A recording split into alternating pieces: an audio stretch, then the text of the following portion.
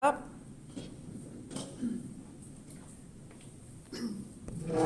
As you know, and let me ask you first, who has had a stroke or has had a loved one who's had a stroke? Okay, all righty, and it looks that you have recovered, and so thankful for that. Strokes are actually the number 5 cause of death and disability in the United States. Part of that is because people are unaware of the signs or unaware of what puts them at risk. So I wanted to talk to you, start out with some statistics. And I will have some handouts for you at the end that has all this information in it, okay? Over 133,000 Americans each year have a stroke. Okay. How many? 133,000 in the United States. That was equivalent. 80% of strokes are preventable. But I had the same. Almost 1 in American adults, 1 in 6 with high blood pressure don't know they have high blood pressure. And I know there's times here that I have taken someone's blood pressure and said, hey, when was the last time you were at the doctor? Your blood pressure's kind of high. You maybe should let your doctor know that. And as I said before, stroke is the 5th leading cause of death in the United States, and about 3/4 of strokes are first-time strokes. So 75% of strokes are had for the first time. I want to talk a little bit about the conditions that set you up for a stroke, the conditions that you might already have that make you more inclined to have a stroke. Those are high blood pressure, as we spoke, diabetes, a poor diet, smoking, a sedentary lifestyle. That means you don't get up and move enough, so your blood's not moving enough in your system, and that can cause a stroke. High cholesterol can cause strokes because it builds up plaques in your bloodstream that closes off your blood vessels and arteries to the flow of blood. That can cause a stroke as well. And then obesity can cause strokes. That means, being overweight. So, definitely we don't want to set ourselves up for a lifestyle where a stroke is possible. So that means move as much as you can, watch your diet, take your medication as directed by your doctor, especially cholesterol medication and blood pressure medication. And, anything of a healthy lifestyle that you can do. Do you know what causes a stroke in your body? What physical things happen? Okay.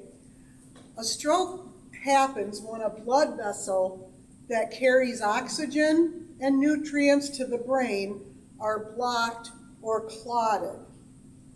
Or they can also rupture, and that can cause a stroke. When that happens, part of the brain doesn't get the blood and oxygen it needs. And so the brain cells die. And unfortunately, once those brain cells die, they can't bring them back. So you can increase your blood flow and so forth moving forward, but once you lose those brain cells, they're gone. The brain is can you hear me okay? Okay. The brain is a really complex organ. It controls all of our body functions. And a stroke occurs and blood flow can't reach the region that controls a certain part of our body, then part of that body won't work as it should. So you know how sometimes someone has a stroke and they have right-sided weakness, and then sometimes they have left-sided weakness. Sometimes they're numb all the way down. Sometimes one side or another, their mouth droops or their face droops. And that all has to do with what area of your brain has been deprived of blood and oxygen. So that's why the symptoms are all different. So they'll tell you, well, no, they had a right-sided stroke or a left-sided stroke. And that's all affected by what part of the brain has been deprived. So another thing that we want to talk about is the kind of strokes that there are. There's actually 3 different kinds of strokes. One is a hemorrhagic stroke, where you have an aneurysm that bursts in your brain, and or a blood vessel that actually leaks blood. That's called a hemorrhagic stroke. There is an ischemic stroke. That's when the blood is blocked because of a clot. That's an ischemic stroke. And then there is something called a trans-ischemic attack, and I'll bet how many of you who have had strokes have been told you've had TIAs.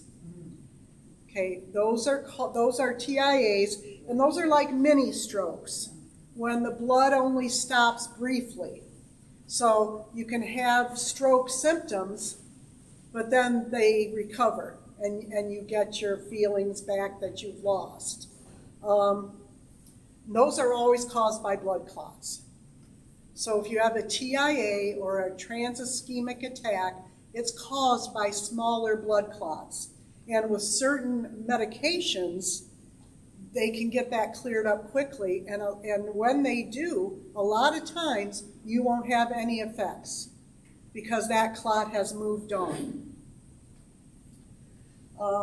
There is a medication that if you think you're having stroke symptoms, and we'll talk about what those are, when you think you're having a stroke and you go to the ER, if you get this certain medication, it's called Alteplase 4.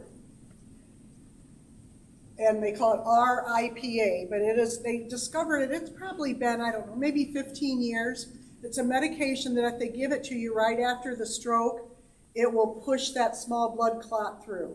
But you have to go to the ER within 5 hours of having stroke symptoms. And usually, if you don't get there within 5 hours, they'll still give it, but it's the most effective within 5 hours.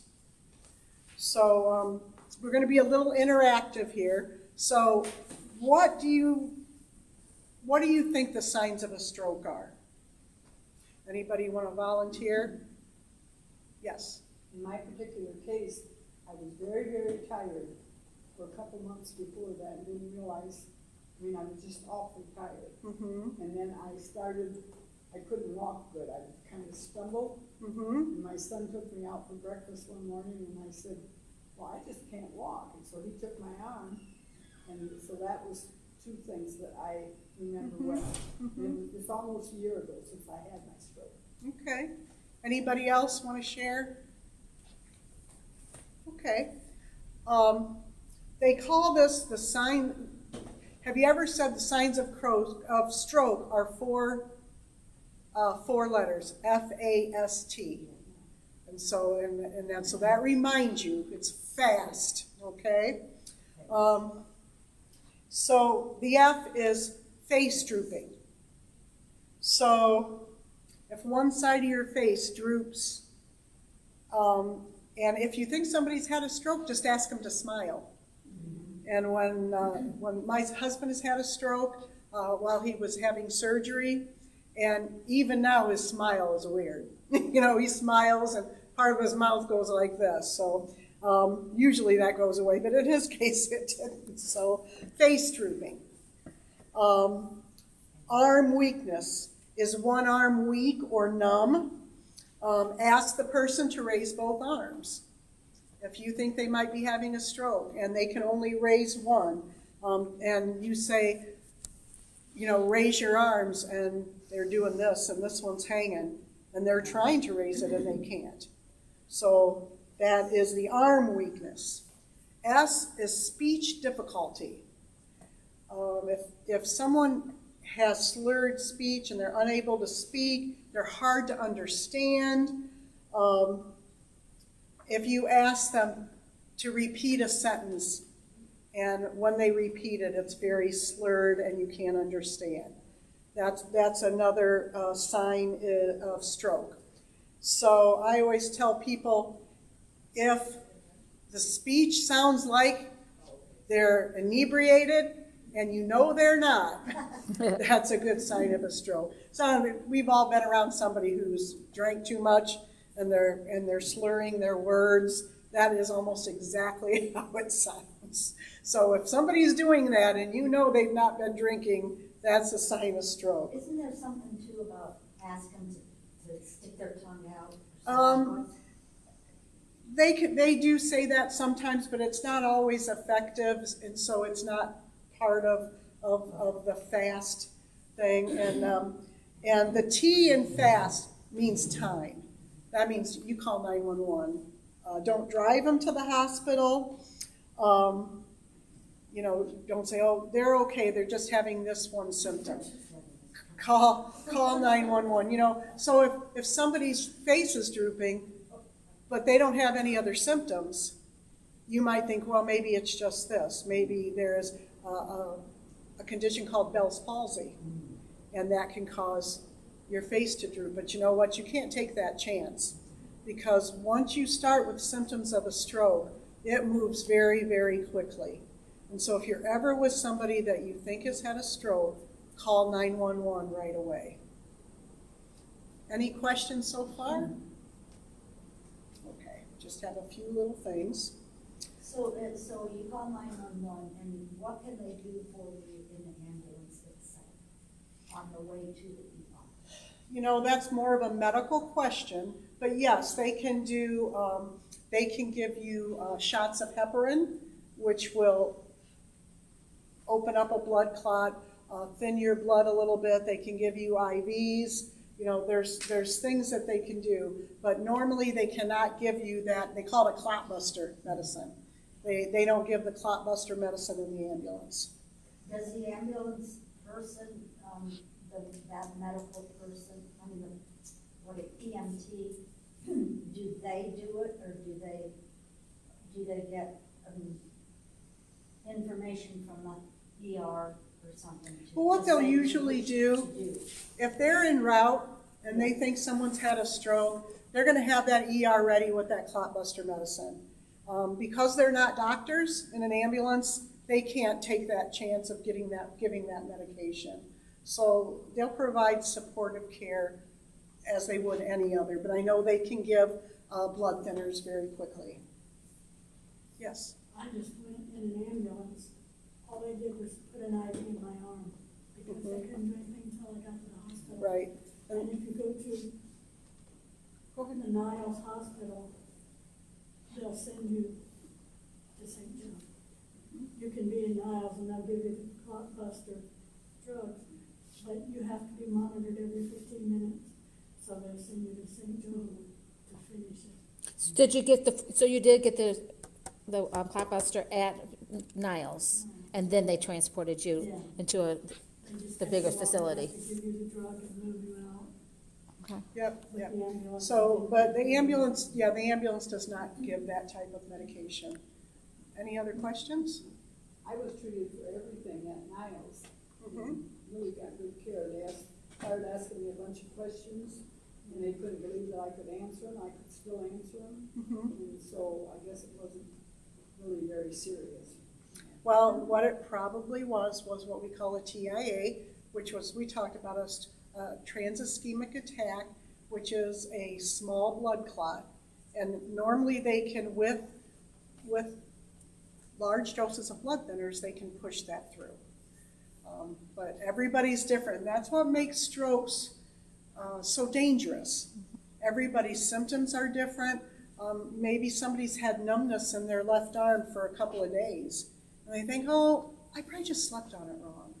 Because I know I've done that. I've woken up and gone, man, my arm is numb.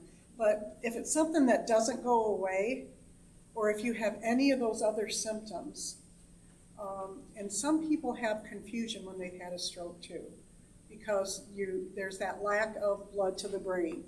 And it's very mysterious the way strokes affect each different person. but we know that these symptoms that are face drooping, arm weakness, and speech difficulty, those are primary. Like with you, you said you just couldn't walk.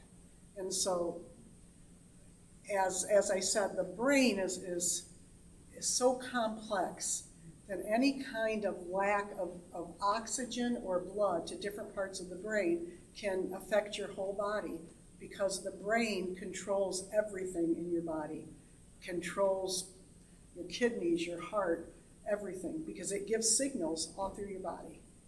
And so that's why the brain is so important. Recovery from a stroke can be a lifelong, because brain cells have died, and the disabilities caused by your stroke, depending on the part of the brain that was affected, as I said, many people lose use of a limb, part of their speech, part of their memory. Therapies can go on for months or years. Some people get what they've lost back through therapy, but how many people here know someone who's had a stroke and still has lack of use of an arm, speech difficulty? Do you know somebody like that? Yeah, and so unfortunately sometimes you don't get that back. Doctors diagnose and treat strokes very quickly to reduce the impact of the stroke and to potentially save your life. So that's why getting to the ER is so, so important. Medication to use strokes, medications to treat strokes immediately are those clot busters that we talked about. And sometimes people will have surgery to remove clots. I'm sure you've heard of that, people having blood clot to their brain and they go in and do surgery because they just can't do it through medication. That's pretty extreme, but I know I've heard of people having to have surgery because of a stroke. So, we want to get to the doctor as soon as possible. A lot of people don't realize that strokes are preventable, and that's why education is so important. Moving, gotta move. So if you can exercise at least a little bit a day, if you're still able to walk, or you're even walking with a walker, walk around your house a couple times a day. If you come here, that's wonderful. You have a beautiful facility here, and you're at least walking from the front door in here, you're moving. A lot of people are very sedentary, and if they have any of these other signs or symptoms, or they have other conditions like diabetes, obesity, not moving around, high blood pressure, poor diet, high cholesterol. Those are all things that need to be watched if you want to avoid a stroke. And doing research for this, I found out something that I didn't know. And that is that your risk of stroke doubles every decade after age 55. So that is a lot. So you always need to be aware of that. And strokes can be hereditary. If you have someone in your family who's had strokes, you are more likely than if you didn't. We always have those kind of things. I didn't realize that. When you say they double, what do they start at 55? They double two? Yeah, from 55 on. So Every 10 years? every 10 years. So from 55 to 65, it doubles. So the next year, from 65 to 75, it doubles. Let's say we start at 10%. So 20%, 30%. So you are, more likely after, though each decade, double. So that is huge. What is the average percent of a person 55? I don't have the answer to that. I think a lot of it has to do with the things that we talked about. What your heredity is, what your weight is, what your chance of having a stroke doubles every 10 years. So if you have a high chance based on your lifestyle and your medical history, so we're looking at double from 55, 65, 65, 75, 75, 85, 85, 95. So, and people are living a long time. Are women more apt to have strokes? It Yes. seems like I know more women than I do men. Yes, they are. As we said, it does increase after age 55. Women are more likely to have a stroke than men, and African Americans are at a higher risk of stroke than other races, both men and women. And so, you know, that's a heredity issue. So much of it can be prevented. Some of it's heredity, some of it is not. Let me see here. We talked about all of these things.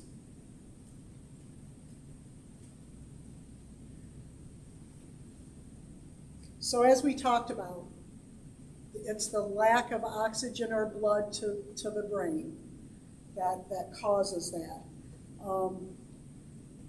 If a stroke occurs and blood can't flow to where it's supposed to be, and that blood flow affects a certain organ, that part of the body won't work. So that's why it's so different. So the blood clot can be anywhere in the body? Yes, but you can have blood clots in other parts of your body, and that's why you want to be careful with that. But this is the type of clot that goes to your brain. So any lack of oxygen or of blood flow to your brain can cause a stroke. But then what other organs besides the brain? Well, the brain, like I said, the brain is responsible for how our body does everything. Okay, so it could shut down other things. Yes, that's exactly what Other happens. organs. That's exactly what happens. You have people that have a major stroke and they're in a coma, okay? And their kidneys aren't working, and they're not breathing right, and their liver's not functioning. Everything runs and is adjusted by our brain.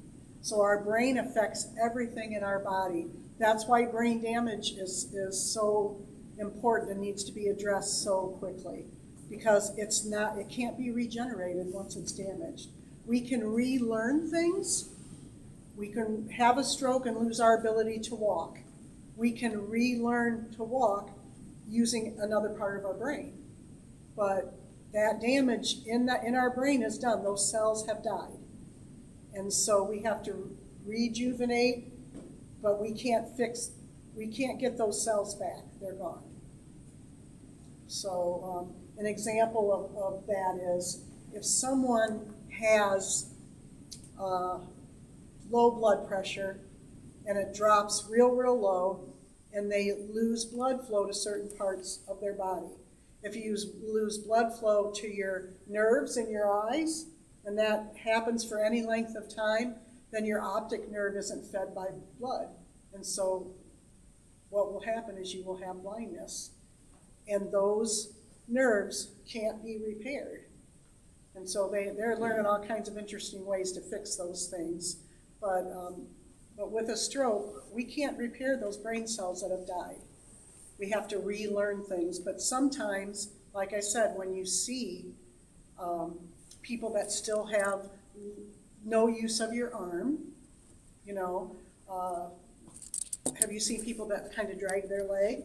Same kind of thing. They've had a stroke and they've lost that ability and they're not going to get it back. They can strengthen a little bit, but they're going to have to readjust and learn how to do things. That's why when you're having a small stroke and you get to the doctor and you get that clot buster, that can fix that blood flow before we lose brain cells. Any other questions? I've heard too, you used to say about that men, it'll go down like the left side, more likely for women is the right side. Are they still saying that, or is that like? That's kind of an old wives' tale. That's right. Women are definitely And I'm not sure why this is. I don't think anybody knows that they're more likely to have strokes than men. And that's, you know, I see that.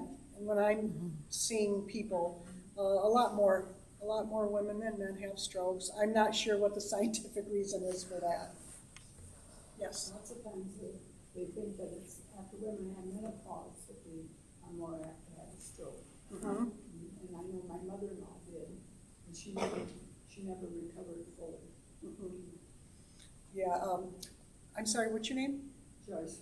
Joyce shared that a lot of times they think that women after menopause are more likely to have strokes, and that she had a relative who that was the case for her, and she was not able to recover. So that's why it's so important and why we talk so much about strokes. I know May is Stroke Awareness Month, and so it's important enough they have a whole month dedicated to it. So I would say for you guys that if you have blood pressure medicine and you're skipping it, or you're not taking it as prescribed, you really, please do that. Because it's that blood pressure, keeping that blood pressure down can keep strokes from happening. Because the blood pressure, when your heart is overworked, then your blood is not going to flow like it should. So take your blood pressure medicine. Take your cholesterol medicine. Who takes cholesterol medicine? Sure, take your, After the stroke, that's right, take your cholesterol medicine. Try to eat lean meats and less fats. Try to exercise. Yeah, vegetables are good. And they say there's certain vegetables that help with your blood flow. So, you know, things like broccoli and cauliflower and Brussels sprouts and asparagus and all those things that kids don't like, those are really, really good for you and really good for your whole body health. So the idea is to get your whole body as healthy as you possibly can. As we get older, that's harder. Every year. I now take blood pressure medicine. Don't smoke, don't drink, anybody can always lose weight, but that's hereditary. My mom had high blood pressure, so I knew I would have it, so I take it. If I'm thinking about skipping pills, that's not one that I skip. So it's very, very important to take those medications. And always, if you have an opportunity to do something that has you exercise, please do it. This beautiful building here, they have all kinds of stuff. I'm always passing people with their water, and they're doing Tai Chi, and they're doing chair yoga, and they're doing all these things, and those are the things that will help you to keep from having a stroke. We have the Zumba here on Mondays. They have Zumba. That makes you move. Absolutely, and like I said, you know how they always say, if you lose it, move it or lose it, they say that for a reason. So exercise is key as well to preventing strokes. You know, one thing that I hear a lot of people around here, I live alone and I love to cook, but some people don't like to cook. And so they go out to restaurants all the time. And that, I mean, that's so many times is so unhealthy for you. It is very, very hard to eat healthy in a restaurant. It can be done, but for one thing, you're not cooking it, so you don't know what's in it. You just know it tastes good. You know, people always think that Oriental food is good for you. Well, it is, but it's very high in sodium. And so those kind of things. Yeah, eating out healthy is hard, especially fast food. But for one thing, it's cheaper. You know, when you can go get a whole meal at McDonald's for $5. You know, but yeah, fast food is bad. Diet is important. Any other questions or comments or? Yes. When I was in the hospital, they checked, my cholesterol was fine, my blood pressure was fine. I've always been diabetic for quite a long time, but my count was low.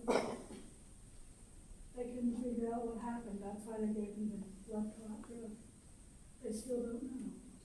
You haven't had any repeat Well, they said that I had had 3 small strokes before. One of them included losing part of my speech, which is still there. But the other 2 were smaller, but this one wasn't. And I'm still going to a neurologist. They still don't know what's causing it.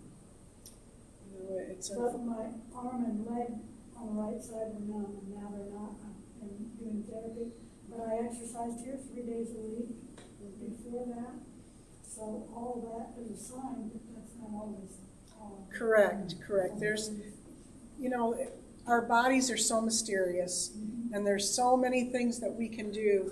The doctors tell us to avoid certain things like strokes, the diet, exercise, medication, cholesterol, all of those things, and it still happens, and we don't know why that is, but we can give ourselves a little bit of boost by doing the preventative measures to avoid stroke. And as we said, they all have to do with blood flow and blood clotting and oxygen to the brain. And some of them, like the TIAs, are just small blood clots, and they can be blown away by this blood clot fighter medicine. But when you have a hemorrhagic stroke, which is a brain bleed, have you heard people talk about brain bleeds? Those are the things, that is a part of stroke where you need surgery. And then, we have the transischemic attacks, the small strokes, and an ischemic attack is just a blood vessel of the brain is blocked. When we have a hemorrhagic attack, that's when we have a brain bleed. That blood vessel or artery has popped a leak, and so they have to go in and fix it. And so then we have a lot of lack of blood to the brain. And so all they can do is go in and fix it, and hopefully that person will be able to recover. So. Well, what about people that have had heart attacks? Are they more likely to get a stroke following? I'm not sure of that. I think yes, because when you have a heart attack, it's a lack of blood flow to the heart. So it's still about your blood clotting and blood moving through your body correctly. That's why they figured out that cholesterol and fat in your system and fat in your blood, that's why they give you cholesterol medication and a medication called Plavix, which makes your blood vessels slippery so the blood flows. So yes, they have coronary artery disease, which is the blood vessels to the heart are not smooth. They're blocked, they're not going well. And when you have a heart attack, that's what happens. Your blood is shut off to the heart. So yeah, it's still a blood disease, an arterial disease, but there's people that have had heart attacks that have never had strokes, people that have had strokes that have never had heart attacks. So that's definitely a doctor question. So there was one statistic that you gave at the beginning that said about 70, what was that, it was one of the last ones, you said 75% of people have had. 75% of people that have strokes, it's their first one. How many of those live? I don't have that statistic, but I just wonder if that's why they only no, ever had one. And when you're sharing, when you're sharing these kind of statistics, they're limited. Right. But yeah, 75% of people who have strokes, it's the first stroke they've had. So it's hard to say, and I'm sure it's different for every demographic, men, female, race, what other your other comorbidity conditions are. So. Anything else? Okay. Okay. Well, Well, thank you, thank Patty. you.